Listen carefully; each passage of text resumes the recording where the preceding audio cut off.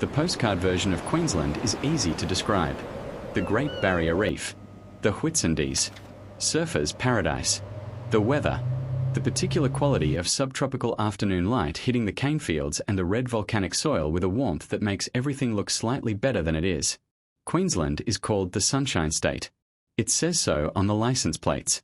But the sunshine casts a shadow. And in Queensland, the shadow is very dark.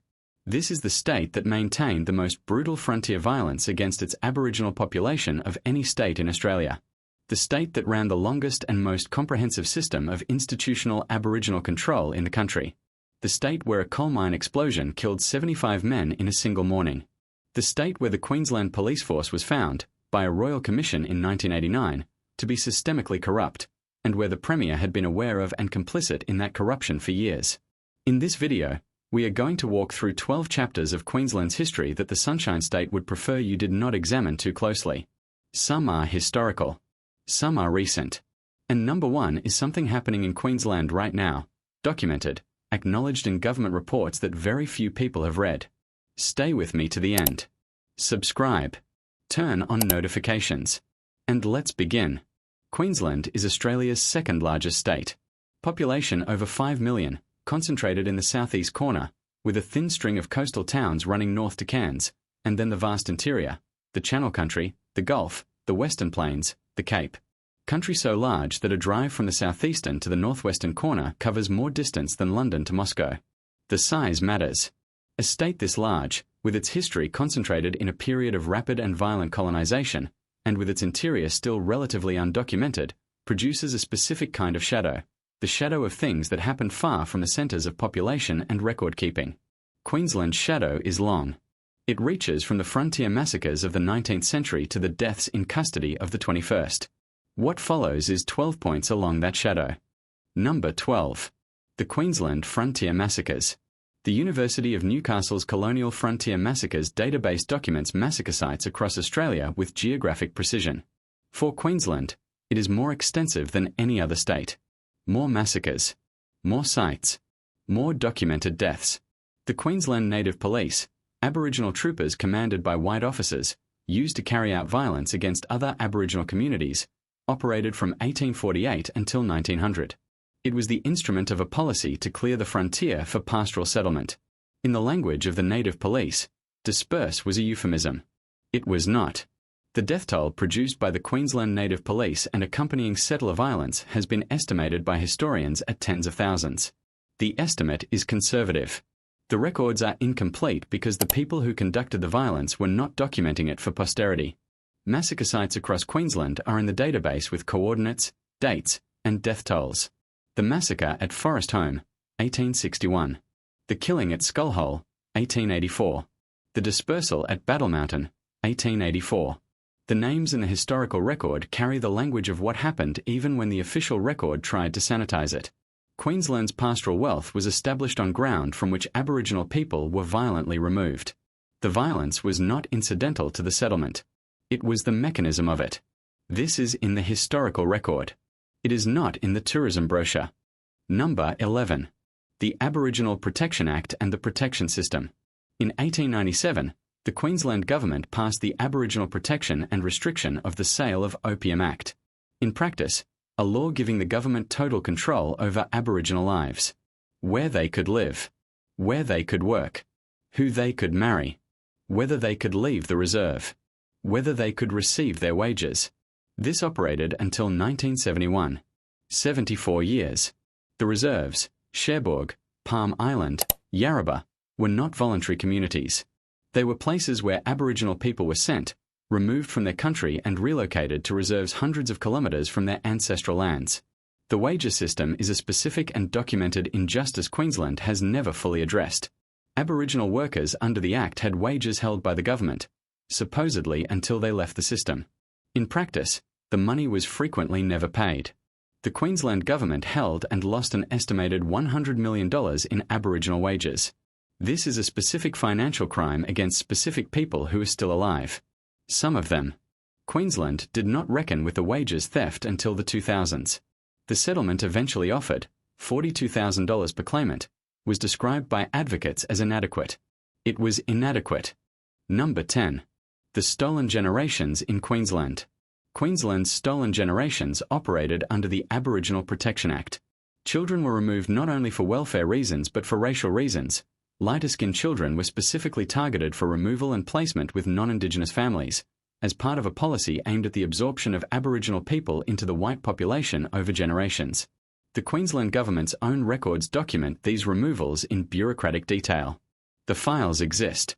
Survivors and their descendants have been accessing those files for decades, finding the documentation of their own removal in the handwriting of government officers who treated the process as routine administration. The number of children removed in Queensland has been estimated at between 10,000 and 25,000. The range is wide because the records are incomplete and some removals were not officially documented. The Bringing Them Home report in 1997 found that the removal of Indigenous children in Australia constituted genocide under the international legal definition. The Commonwealth National Apology in 2008 acknowledged it as a profound injustice. The apology was made. The reckoning remains incomplete. Number 9. Cyclone Mahina, 1899. On March 4, 1899, Cyclone Mahina struck Princess Charlotte Bay on Cape York Peninsula. The storm surge it produced was the largest ever recorded in Australian history. The wave reached 12 metres. It inundated the beach, the pearl lugger fleets sheltering in the bay, and the Aboriginal camps on the shore. The official death toll was 410. The actual death toll was higher. The 410 counts the pearlers, Japanese, Malay, and European men on the lugger fleet, with some precision, because they were on manifested vessels. It does not count the Aboriginal people camped on the shore, swept away with no record of their presence having been kept. Estimates of the total death toll range from 1,000 to 2,500. The range is wide because the uncounted were not counted. Cyclone Mahina is the deadliest natural disaster in Australian history. It is almost unknown. Number 8. Mount Mulligan, 1921. On September 19, 1921, the coal mine at Mount Mulligan in far north Queensland exploded. 75 men were inside. There were no survivors. The explosion was caused by the ignition of coal dust and methane in inadequately ventilated workings. The Royal Commission found the explosion was preventable. The town died within months. The women and children left.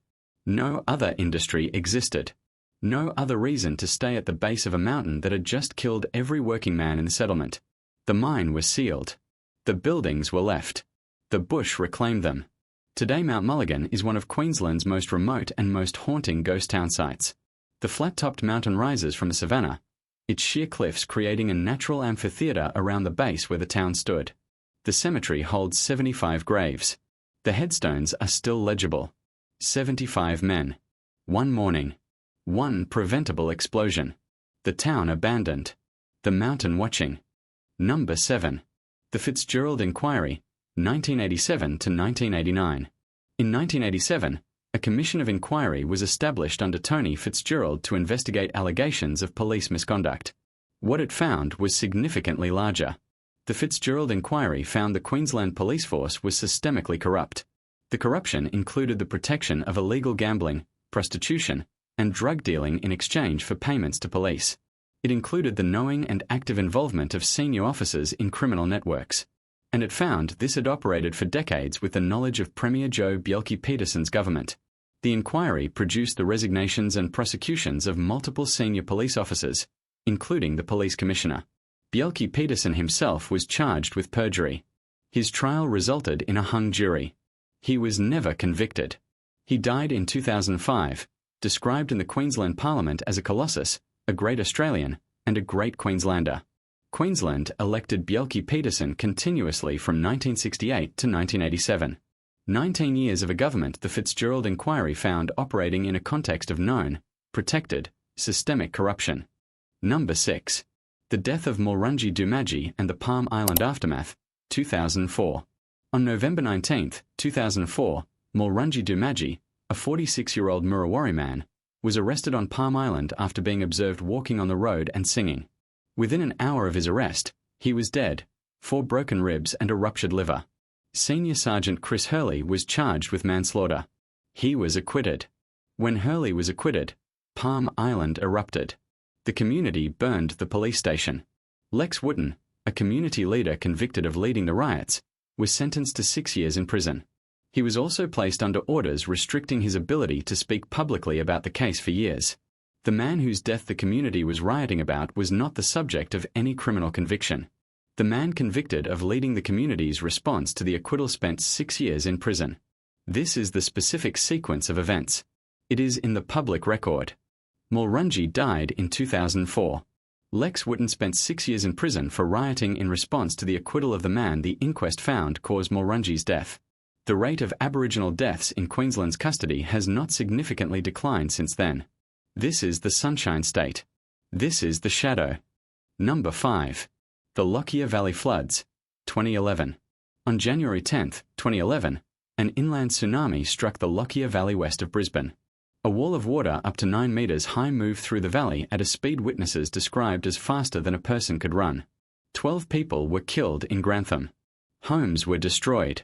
The specific characteristic distinguishing this flood from others: it was not unprecedented. Similar events occurred in 1893, in 1974, and would occur again in 2022. The valley functions as a natural funnel, concentrating a vast catchment into a narrow floodplain that passes directly through the settlements on the valley floor. This is known. It has been known since the first European settlers experienced their first floods. After 2011, the Queensland government offered to relocate the most flood-affected parts of Grantham to higher ground. Some families moved. Some stayed. The 2022 floods inundated the valley again. The families who moved to higher ground watched from safety.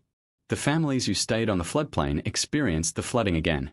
The Lockyer Valley will flood again. The catchment has not changed. The geography has not changed. Number 4. The Murray Sovereignty Movement and the Unfinished Business. In April 1982, Aboriginal activists established a tent embassy outside the Queensland Parliament. The government moved to clear it. Aboriginal people were physically removed from the steps of their own parliament by police, in a state that had been running the most comprehensive system of legal Aboriginal control in the country for 85 years. The tent embassy was a statement about sovereignty, about the fact that the settlement of Queensland was never subject to a treaty between the Crown and the Aboriginal peoples on whose land the settlement was built, about the fact that the legal framework allowing Queensland to exist had never included the consent of the people already here. This is not an advocacy position. It is a statement of historical and legal fact. There was no treaty.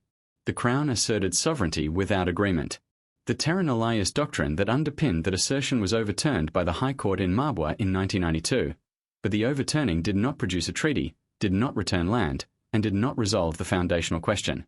Queensland committed to a treaty process in the early 2020s. The process is ongoing. The outcomes are not determined. This is the unfinished business of the Sunshine State. It has been unfinished since 1788. Number 3. Youth detention, Don Dale and what has followed. In July 2016, the ABC's Four Corners broadcast footage of staff at the Don Dale Youth Detention Centre treating detained young people in ways Australia's human rights frameworks explicitly prohibit. Children were hooded. Children were strapped to restraint chairs. Children were tear-gassed.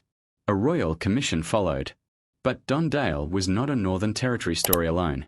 The same report documented that youth detention systems across Australia, including Queensland, had similar systemic issues. Aboriginal and Torres Strait Islander young people were massively overrepresented in the Queensland system. Queensland has the highest rate of youth detention of any state in Australia, per capita. The majority are Aboriginal and Torres Strait Islander. Many come from communities in the north and west, detained in facilities far from their families and country. Reports produced after Don Dale found recurring themes: inadequate case management, inadequate family contact, inadequate cultural support. Recommendations made. Implementation partial. The young people in Queensland's detention system today are disproportionately Aboriginal. The conditions producing their detention are the legacy of the shadow this video has been documenting. This is not history. This is this year's report. Number 2. The Great Barrier Reef and what Queensland has done to it. The Great Barrier Reef is the largest coral reef system in the world. UNESCO World Heritage. Visible from space. Queensland's most significant natural asset and the foundation of a tourism industry worth billions annually. It is dying. Mass bleaching events, where rising water temperatures cause coral to expel the algae that keep it alive, occurred twice in the entire recorded history of the reef before 1998. Since then, 1998, 2002, 2016, 2017, 2020, 2022, and 2024. The primary cause is climate change. The Queensland government knows this. The scientists have been saying it clearly and consistently for decades. But climate change is not the only pressure. Agricultural runoff from Queensland's cane fields and cattle properties carries nutrients promoting crown of thorns starfish outbreaks and algae growth. Water quality in the inshore reef has been declining for decades. Queensland has implemented improvement policies that scientists have described as inadequate to the scale of the problem. The reef will either survive or it will not. The decisions determining which outcome occurs are being made now. In Queensland. Number 1. The shadow that is still being cast. This entry has no single event, no specific date, no named individual.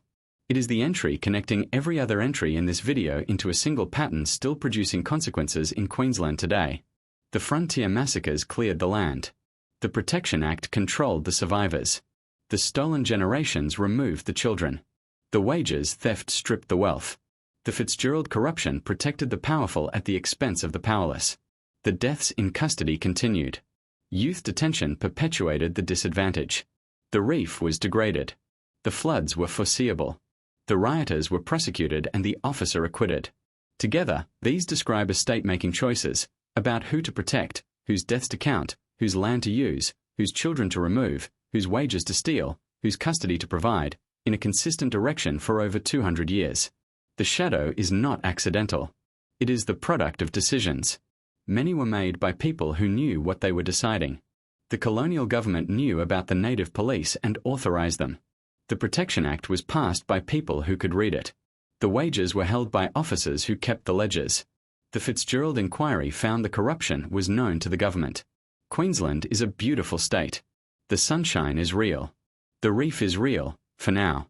The extraordinary national parks of the north, the cane fields and the cattle country and the southeast corners cafe culture, all real, all extraordinary. And all of it casts a shadow that is this specific and this long and this well documented. The Sunshine State has a very dark shadow. This is what it looks like. Share this video. Subscribe. And read the reports that the Queensland government keeps publishing and only partially implementing. The shadow is documented. The question is whether anyone is looking. See you in the next one.